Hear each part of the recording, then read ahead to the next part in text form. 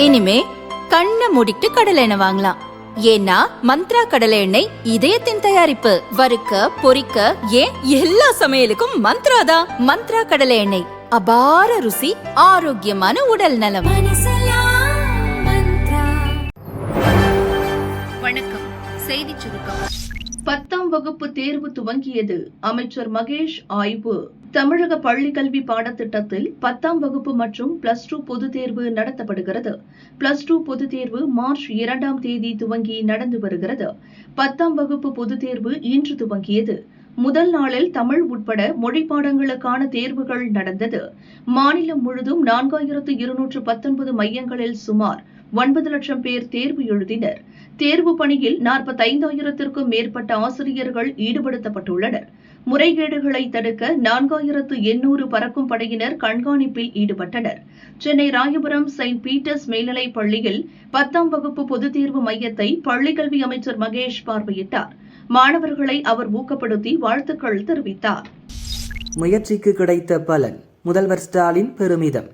நான் முதல்வன் திட்டத்தின் மூலம் UPSC தேர்வில் தேர்ச்சி பெற்றவர்களுக்கு தமிழ்நாடு அரசு சார்பில் பாராட்டு விழா சென்னையில் நடந்தது.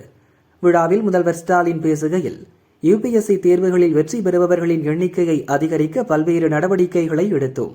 நாம் எடுத்த முயற்சிகளுக்கு பலன் கிடைக்க ஆரம்பித்துள்ளது என பெருமிதத்துடன் கூறினார். தமிழ்நாட்டில இருந்து UPSC தேர்வில் வெற்றியடைகிற மாணவர்கள் எண்ணிக்கை வெகுவாக குறைஞ்சுக்கிட்டே வந்துச்சு. நம்முடைய திராவிட மாடல் ஆட்சி பொறுப்பேற்றதற்கு பிறகு இதை கவனித்து இதை உடனடியாக சரி செய்ய வேண்டும் என்று அதற்கான பல்வேறு முயற்சிகளை நாம் எடுத்தோம். நான் முதல்வன் ஊக்கத்தொகை, உயர் பயிற்சி, நேர்முக தேர்வுகளை எதிர்கொள்ளக்கூடிய சிறப்பு பயிற்சின்னு பல்வேறு முன்னெடுப்புகளை நம்முடைய அரசு எடுத்தது. நம்ம அரசு எடுத்த முயற்சிகளுக்கு அண்மை காலமாக நல்ல பலன் கிடைத்துக் கொண்டு வருகிறது. இதற்காக உழைத்திருக்கக்கூடிய அதிகாரிகளுக்கும் பயிற்சியாளர்களுக்கும் இந்த நேரத்தில் என்னுடைய நன்றியையும் பாராட்டுகளையும் நான் தெரிவித்துக் கொள்ள விரும்புகிறேன். நீங்க தான் சைலண்ட் ஹீரோஸ். இந்த ஆண்டு 60 பேர் நம்ம மாநிலத்திலிருந்து தேர்வாகி இருக்கீங்க. அதில் 56 பேர் நான் முதல் திட்டத்தால பயனடைந்தவர்கள் என்பதில் எனக்கு கூடுதல் மகிழ்ச்சி. விடை பெற்றார் கவர்னர் ரவி. ஏர்போர்ட்டில் வழியனுப்பு விழா. 2021ஆம் ஆண்டு செப்டம்பர் 18ஆம் தேதி தமிழக கவர்னராக RN ரவி நியமிக்கப்பட்டார். அவர் சமீபத்தில் மேற்குவங்க கவர்னராக நியமிக்கப்பட்டார். தமிழக கவர்னராக ரவியின் பதவிக்காலம் இன்றுடன் முடிந்த நிலையில் நாளை மேற்குவங்க கவர்னராக பொறுப்பேற்க உள்ளார். அதனால் சென்னை கிண்டியில் உள்ள மக்கள் மாளிகையிலிருந்து புறப்பட்டு சென்னை விமான நிலையம் சென்றார். அங்கு அவருக்கு தமிழக போலீஸ் சார்பில் அணிவகுப்பு மரியாதை அளிக்கப்பட்டது. அதிகாரிகள் அவரை வழியனுப்பி வைத்தனர். ஏர் இண்டியா விமானம் மூலம் கவர்னர் ரவி தனது குடும்பத்தினருடன் டில்லி புறப்பட்டு சென்றார். அங்கிருந்து அவர் கொல்கத்தா செல்ல உள்ளார். கவர்னர் ரவியின் மனைவி லட்சுமி தான் ஆசையுடன் வளர்த்த நாய்க்குட்டியை தன்னுடனே தூக்கி சென்றார். மகன் பேச்சா அப்பா செயலா? குண்டு வீச்சுக்கு காரணம் என்ன? பரபரப்பு தகவல்கள். மக்கள் கடும் அதிர்ச்சி. அந்த அயத்தோலாவோட ஆட்சி என்றது ஒரு கொடூரமான ஆட்சி.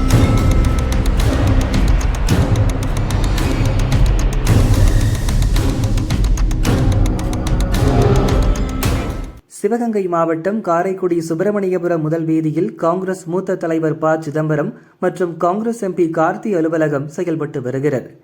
இன்று காலை 9 மணியளவில் காங்கிரசார் அலுவலகத்தை திறக்க வந்தனர். அப்போது அலுவலக வாயில் முன்புறம் 2 இடங்களில் பாட்டில்கள் உடைந்து எரிந்த நிலையில் சிதறி கிடந்தது. யாரோ பெட்ரோல் குண்டை வீசிவிட்டு சென்றது உறுதியானது. அதிகாலையில் பெட்ரோல் குண்டு வீசப்பட்டதால் யாருக்கும் காயமில்லை. அலுவலக முன்புறம் விழுந்து வெடித்துள்ளதால் பொருட்களுக்கும் சேதமில்லை.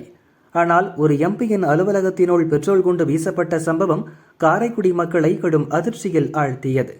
உடனடியாக போலீசாருக்கு காங்கிரசார் தகவல் கொடுத்தனர். சிவகங்கை மாவட்ட SP சிவபிரசாத் விரைந்து சென்று விசாரணை நடத்தினார்.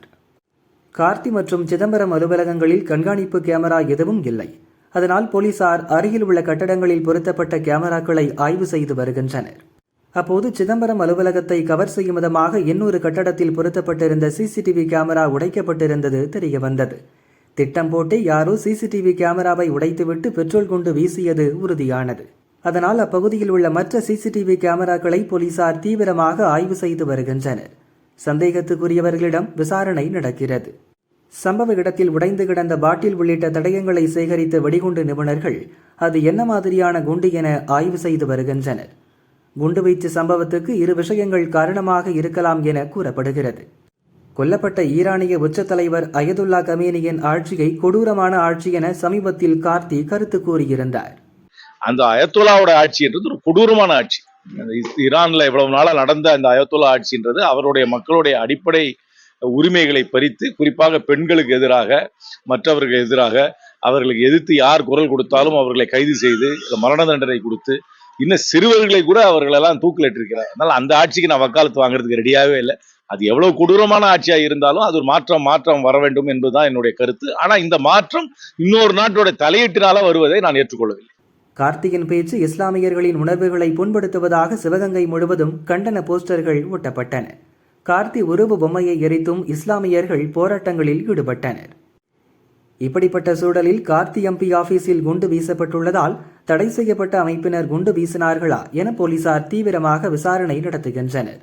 இந்த குண்டுவீச்சின் பின்னணியில் இன்னொரு காரணமும் கூறப்படுகிறது. திமுக காங்கிரஸ் இடையே தொகுதி பங்கீட்டில் கடும் இழுபறி நீடித்தது. இதனால் திமுக கூட்டணியில் காங்கிரஸ் நீடிக்குமா அல்லது தாவிகவுடன் சேருமா என்ற பரபரப்பு நிலவியது. பெரும்பாலான காங்கிரஸ் மாவட்ட தலைவர்கள் தாவிகவுடன் கூட்டணி சேர வேண்டும் என வலியுறுத்திய நிலையில் கடைசி நேரத்தில் ஸ்டாலினுடன் பேச்சுவார்த்தை நடத்தி திமுகவுடன் கூட்டணியை உறுதி செய்தார் ப. சிதம்பரம். தாவிகவுடன் கூட்டணி சேர விடாமல் சிதம்பரம் செய்துவிட்டார் என்ற கோபத்தில் பெட்ரோல் குண்டு வீசப்பட்டதா எனவும் விசாரணை நடக்கிறது. ஒரு எம்பி ஆபீஸிலேயே குண்டு வீசப்பட்ட சம்பவம் தமிழகத்தில் சட்டம் ஒழுங்கு எந்த அளவுக்கு சீர்கெட்டு விட்டது என்பதை வெளிச்சம் போட்டு காட்டுவதாக எதிர்க்கட்சி தலைவர்கள் குற்றம் சாட்டுகின்றனர். மீண்டும் ஏறுமுகத்தில் தங்கம் 2 நாளில் 1360 ரூபாய் அதிகரிப்பு. இஸ்ரேல் ஈரான் போர் உள்ளிட்ட சர்வதேச காரணங்களால் இந்தியாவில் தங்கம் விலையில் ஏற்ற இறக்கம் காணப்படுகிறது. தமிழகத்தில் நேற்று தங்கம் விலை கிராமுக்கு 100 ரூபாய் உயர்ந்து 15,050 ரூபாய்க்கு விற்பனையானது. சவரனுக்கு 800